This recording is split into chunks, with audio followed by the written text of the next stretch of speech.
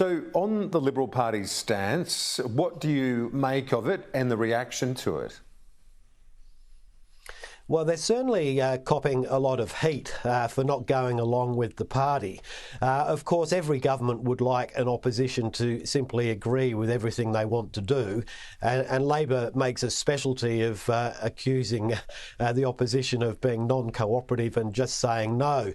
But really, that is the nature of politics. Peter Dutton is coming under a lot of heat now because he's seen as obstructionist, and the comments are that he is really destroying the Liberal Party brand. However, if you look at what happens after long-term governments and either side of party, they go into opposition and they really struggle to rebuild momentum and the case. And this is very early in the time of opposition, so there's no sort of absolute need for the Liberal Party to remake itself as a government at this point in time.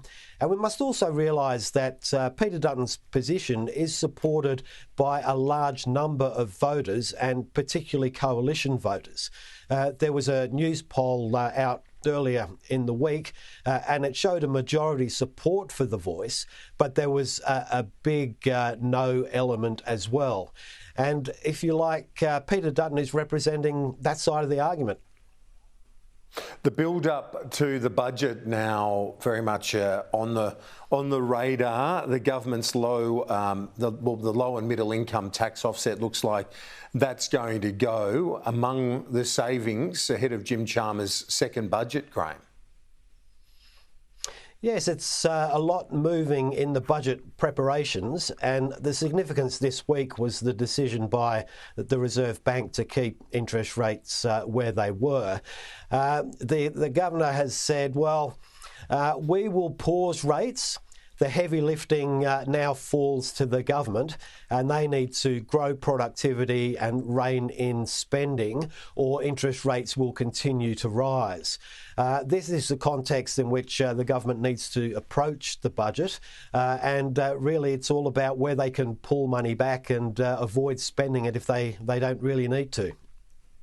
Yeah, exactly. And work in conjunction with monetary policy from the RBA. How's the broader economy looking? You and I have been talking about this for several weeks now. The difficulties from the banking issues internationally to inflation across the board, it continues.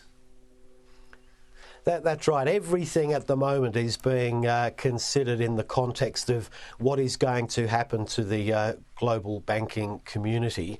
There's been fraying at the edges both in the US and in Europe, and the losers in that have largely been bondholders. And it's going to take a long time for the pain of that to filter through the sort of economic community more broadly. So decisions are being made about will there be a need to respond to crisis at some point in time, and the other eye, of course, is on where do interest rates go from here. Mounting evidence that internationally interest rates have peaked. The issue is how quickly they will return to a level that the major reserves are comfortable with. In Australia, we are exposed to what happens overseas. You look at really what's going forward. People coming off fixed rates onto variable rates. There's a big balloon, if you like, of that happening over the next couple of months. And that's really going to show how resilient the community spending is. Associate Editor at The Australian, Graham Lloyd, happy Easter. See you next week. Thank you.